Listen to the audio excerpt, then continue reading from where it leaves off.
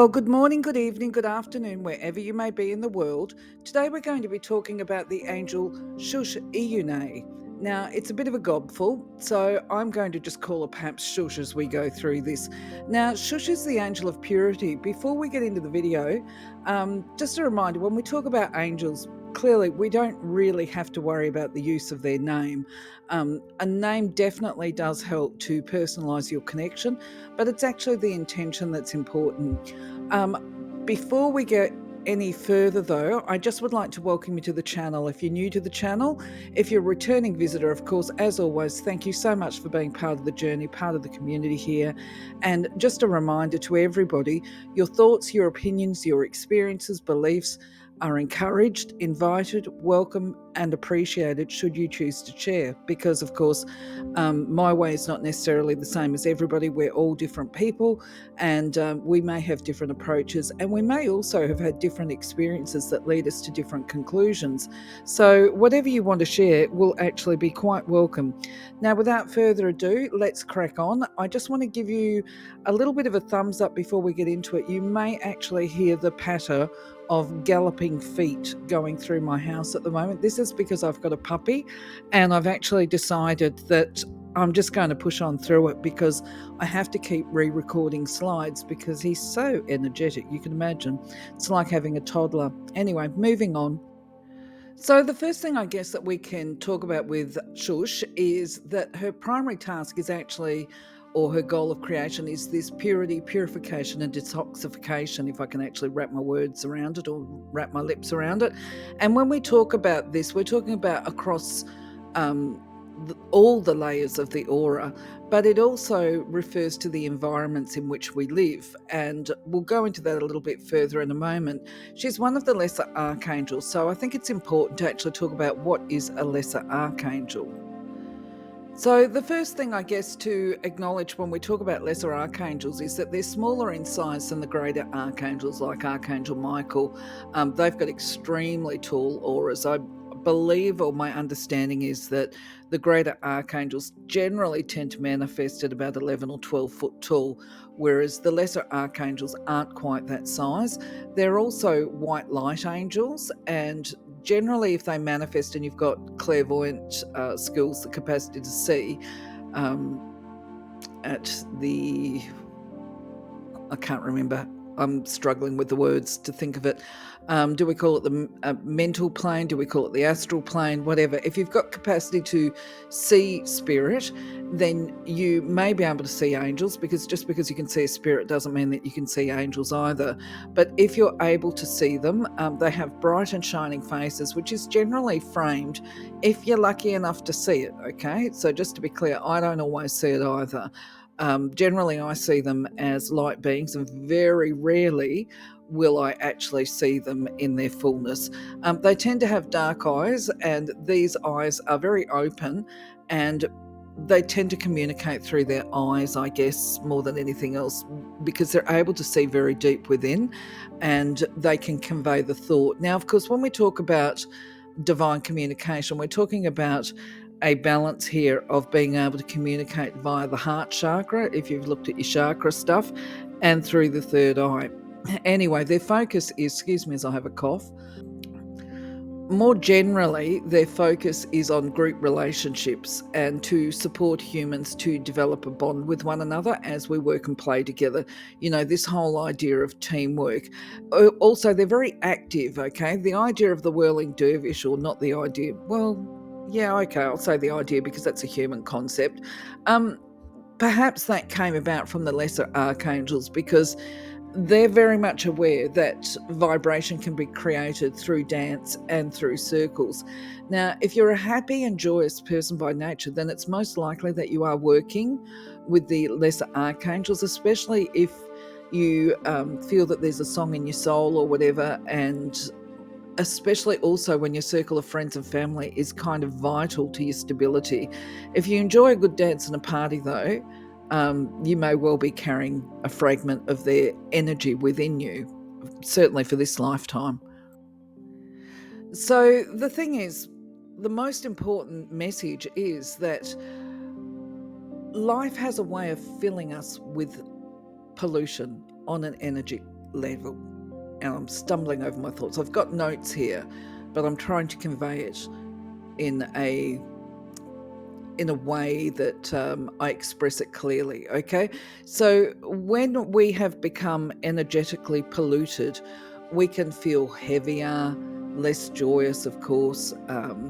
We can even become a bit insensitive to our own needs and to other people's, and we may not even realize that this is what we're doing because it's all subconscious. We can be incredibly insensitive to other people, and to ourselves, just through this ignoring how we feel.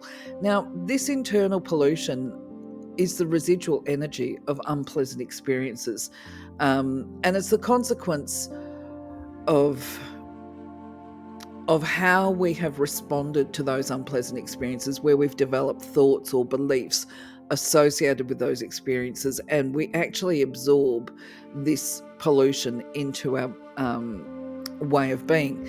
The other way that we bring pollution and negativity into our aura is through our body, through the physiology. If we're breathing contaminated air, or eating food that has been contaminated by chemicals, or even drinking polluted water, these will all result in health conditions such as premature aging and disease.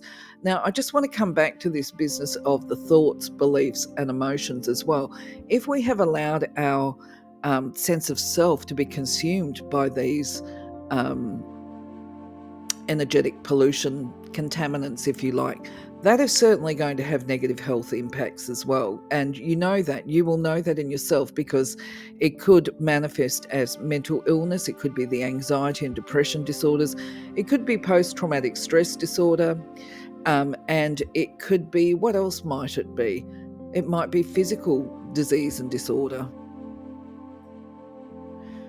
So Shushienae, she actually explains that this pollution, this internal pollution that we carry within ourselves, our aura, when the thoughts and emotions become contaminated, not only do we become insensitive towards other people and towards ourselves, this becomes a contamination that crosses over, where we become uncaring towards the earth. And this lack of care towards the earth and our environment can result in things like environmental issues such as oil spills, nuclear accidents, just a blatant disregard for nature. And this is why I've got this image up here.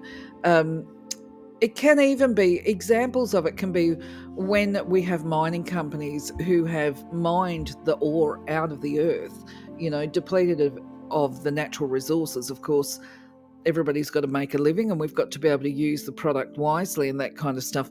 But once you've taken what you need, then the idea is that we regenerate these areas to sustain the life that was there before. And we're talking about the native flora and fauna. So also the idea is that when it comes to purity and purification, one of her roles includes the detoxification of regions, because this depletion, shall we say, of the natural resource, I think most people are aware that if you deforest areas, you're going to be able to interfere. There's no you're going to be able to. It's a very direct case. You will be interfering with the planet's capacity to create oxygen. Now, obviously, planetary purification is a big task, and we all have a role to play in it, okay? And it doesn't have to be this whole dramatic headline, social media crisis type stuff, okay? We all can actively work in meaningful ways to assist the divine to purify the areas in which we live locally. Now, what Shushienae says to us is that each town and city, and even neighbourhoods within the cities and townships, has an angel to watch over each area. Now, at dawn, the angels will direct a flow of prana to people as part of nourishing their body and their spirit, as well as the plants. So it's not just about plants, it's about people and animals, because we all share the planet. Anyway, they support the plant and nature divas as part of keeping them feeling vibrant and alive, and protecting them from the pollution and the chaotic vibrations. Now, angels and divas, of course, are always continually working, but they are more than happy to work with people, and they're on the constant lookout for spiritual aspirants. This is the message that she gives to us. When there is a need to be for an activity to be undertaken, they will send out an alert that assistance is required. Now, an example of this might be, certainly I've noticed it in my own township, for example, is when they decide to clear out the waterways. Somebody gets a divine inspiration, that's the alert, and then they pull together a group of people in a team, excuse me as I swallow, and these people might throw their heart and energy into the creation of this project. Of course, I've got here a community garden, and this is all part of regeneration as well. Especially, I mean, where I live, they actually have native plants that are, what do you call them, at risk or whatever, endangered species. Now, what that particular team does here in my own state is that they plant these plants, they regenerate them, and they try and build the stores or the supplies of them, and then they go and plant them out in special areas so that these plants can survive and thrive. So these are just examples of how the angels work with us in smaller communities. Now, as part of creating these successful projects, there is a great angel that's connected, as I said, to each area, each group of people as part of this network of planetary consciousness. It helps to draw the right people to various projects as part of purification and evolution of the planet. In some places, people will still honour the guides of the community, the family and home, through offerings. This little basket that I've put here is actually what they call a gratitude basket. And the first time I saw them was actually when I went to Bali. But either way, you can acknowledge these angels by doing a gratitude basket or some kind of acknowledgement. You can put it at a shrine. When I was in Bali, it wasn't so much a shrine, it's just that each household had a place of worship, and so quite often you could walk past a house and actually see the offering baskets. By the way, I just want to acknowledge the fact they used to do their offerings 3 times a day. Anyway, the idea is that you can still honour the angel of your area by going out anywhere. You can do it at home. It's just a matter of giving thanks, okay? You can do it at any time throughout the day, although it is nice, I must admit, it's very nice to find a sacred area, such as a special hill or somewhere in the natural environment, but you can do it anywhere. And the reason why I say it's nice to do it in a sacred space is because many years ago I lived down south and I had this special tree that I used to go to. It was absolutely massive, and when I could climb it, because obviously there must be something different about me that I can be in my 40s and climbing trees, I used to climb this tree and I would be able to look out from the top of a cliff over a horizon of a waterway, and that just filled me with love, admiration, and just incredulity, if you like, of this divine creation that we live in called Earth. So anyway, back to the message. Acknowledgement and gratitude, these are ascension attitudes, and the more we're able to experience this, the more we're able to raise our light levels and clearly enhance our divine connection. Now, of course, just a reminder, when I talk about our divine connection, I'm talking about our personalised connection to the eternal, to God, Creator, whatever name you want to call it, and to be able to access divine wisdom from them, guidance and inspiration. And this is obviously very important to what activities we decide to throw our energy and activity in. So anyway, where I'm going with this too is we are encouraged through Shushienae to reflect on what areas in our life need purification. You know, is it our eating habits? You know, do we have healthy eating habits, or do we eat a lot of unhealthy foods that might be full of contaminants? What's happening in our lifestyle, our home? Is your car full of stuff? Is it full of, well, I don't really want to think about it actually, because I'm pretty sure as I record this that I need to clean my car out. Okay. What about the garden, the yard? What about thoughts? You know, do you live surrounded by clutter? This is all a reflection of the clutter that lies within you. You know, the advice is basically organise your environment and you're going to feel less emotionally and psychologically scattered. Truth to that, I'll put, excuse me, I will put my hand up that I need to do a bit of work on this, okay? Basically, if we're lax with our housework, we can spend some time cleaning it up and enjoying satisfaction of living in a clean home, because it definitely does feel better. I can put my hand up to that one as well. Once we've got it to the certain stage, then we can consecrate the home to be a sacred and safe space for us and our family members or the people that live in the house with us.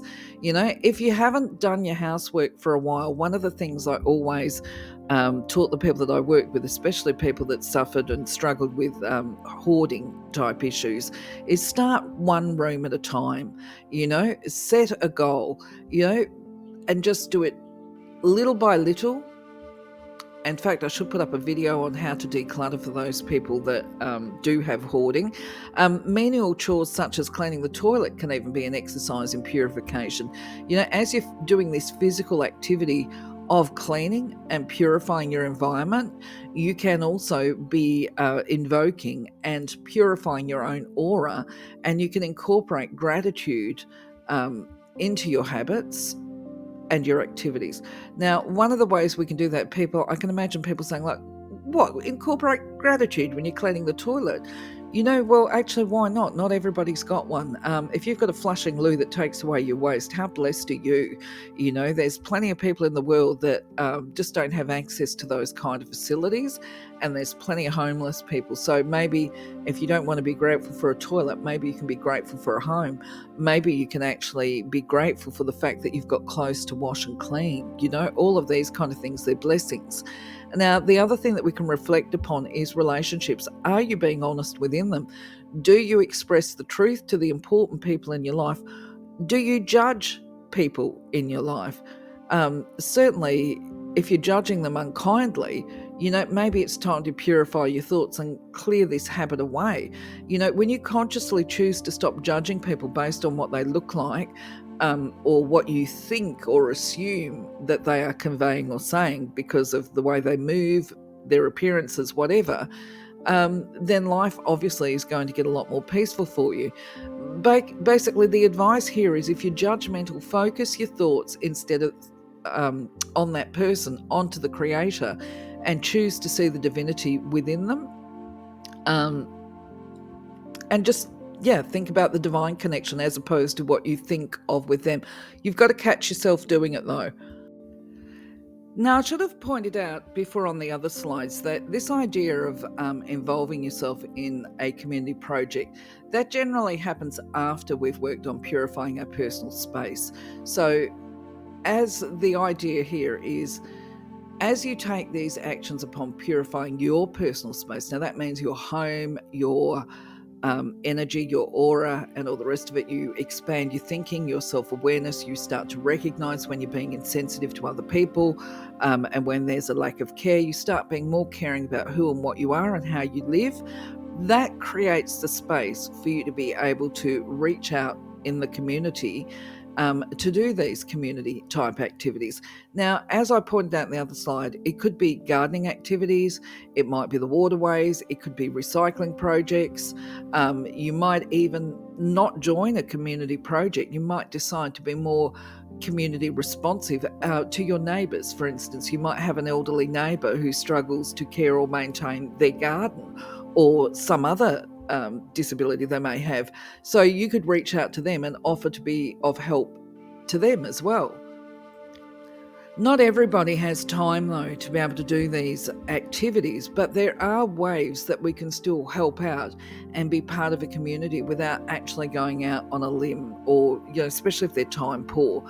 You know, it can be a simple case of, as you go about your activities and your community responsibilities, which might be taking things to the tip, it could be recycling, you know, you can just turn around, instead of just going and doing it, before you head off, stick your head over the fence, have a chat with your neighbour and ask them, is there anything that you would like me to take to the tip, you know, or is there anything I can do? I'm on my way to X and Y.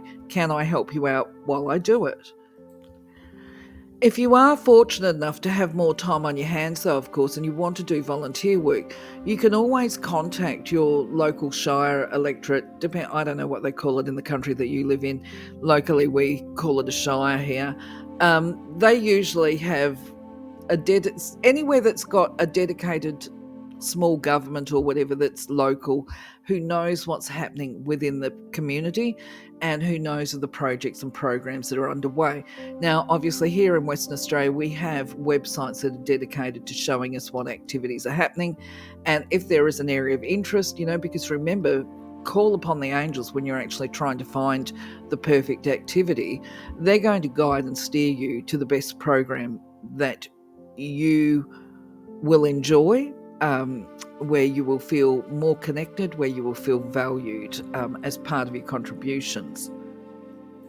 So ultimately, it's more rewarding. Now, I just want to remind you here too that sometimes, because I've been involved in a lot of volunteer work over the years, is sometimes we actually get involved in activity and we might work at it for a while as part of the group. But everything does change. Change is an ongoing part of life. So sometimes you get changes within this group, and that might be, you can either work through the uncomfortable feelings and stick with it, but sometimes these changes might reflect that it's time to change. You might be having a change of direction yourself. So perhaps if you were working in a food kitchen and trying to help there, you might be getting guided and steered to actually go and work on a gardening project.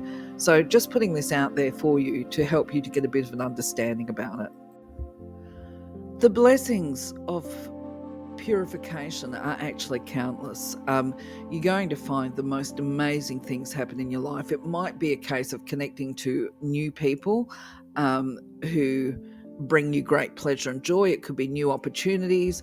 It might be that if you're unemployed and looking for work and you decide to do volunteer work, that you end up finding the perfect job, paid work. It could just be feeling valued and emotionally rewarded, feeling useful, purposeful, as though what you do matters. I mean, this is all very important. And it might be that as you connect with these people and go about your activities, that there's a lot of laughter where you feel much lighter and more joyous. There's also, and I would add this here, the sheer pleasure of completion, of seeing the end result of something. I go back to the waterways because I must have a bit of an issue about them at the moment, especially with that picture. When we see the waterway turn from brown to blue because all the rubbish has been removed, and when we see the embankments become clear, that it provides its own reward. There's a sense of completion and a sense of doing something positive for the future generations, And even the other thing too, it might be a case of participating in the control of invasive species of plants and animals that are endangering the local flora and fauna. As we awaken and we become more aware and notice what's happening in our environment, then we recognize, if I can speak, we recognize the links and the connection between all of us. A happy and healthy environment creates a happy and healthy life and fosters the divine connection. Dawn is a high energy time of the day, so my understanding goes. So you could do an invocation at dawn and invoke the Creator, the angels and guides, to fill your body with prana at the beginning of each day. And this is the idea with this is my thoughts around it, is because when you do this in the morning, you're actually going to experience greater enthusiasm and vigor, and you get this clearing and cleansing. I mean, you can do it in the evening as well, but doing it in the morning is probably the best time, because that means that you're actually going to get up and jump into the day as opposed to shuffling your feet, really. Now, at the same time, please do understand, it doesn't have to. If you're going to do an invocation, you don't have to wait until dawn. You can do it at any time of the day. But just the other tip that I would make is that the more you do it, these type of invocations, the easier it becomes and the quicker that you actually see results. Just a reminder that when you finish your invocation, you should always end it with a thank you. And when I say should, I recognise that should is a word that we probably all should avoid if possible. But from a wisdom or energetic perspective, gratitude is an ascension attitude. So therefore, the more we express thank you, sincere thank you and gratitude, the more experiences we are going to draw to us to be grateful for. And even so, I just want to put this out here for people as well, is when you first start these activities, and you're skeptical, and that's okay to be skeptical, just be aware that it doesn't matter if you're not sincere in your thank yous when you first start, because the universe knows that you are learning and it's all about the experience. They know that you're trying, okay? So this, even if it was an insincere thank you, is where I'm going, shows an intention and a desire to be grateful. So, what then happens is that insincere gratitude will actually become sincere gratitude as you start to see the blessings and focus on the miracles. So, I just want to make this point here. And also, just remember too that as you go through this process and start raising your personal vibration, you actually are going to see the blessings within all the difficult circumstances, which means that you're going to reduce the amount of pollution that you actually carry within your own auric fields, okay? Ideally, anyway. But if you purify regularly, there's less and less to clear anyway. Think on that for a moment. I actually do have some videos up on what you can do to clear your aura morning and night. I call it spiritual hygiene. Just as a rule of thumb, everybody has a shower every day, a physical, or they take care of their personal hygiene on a physical level. So, yes, we also need to be paying attention to our spiritual hygiene on an energetic level. So, my friends, that is it for today. I think that's all I can share with you. It's not too long a video today, thankfully. Being a little bit expressive with my vowels, I think, today. Yes, anyway, I must love yous and leave yous, and I hope that you find something useful for yourself here. The little boyo with his pattering feet has been busy chewing my shoes, so I need to go and sort him out or save my shoes. For now, though, I'd like to thank you for being part of my journey. Have a wonderful and blessed day. I'm going to catch you on the next video or on the Sunday yarning. As I say, please leave a comment. Take care. Catch you on the next one. Bye-bye for now.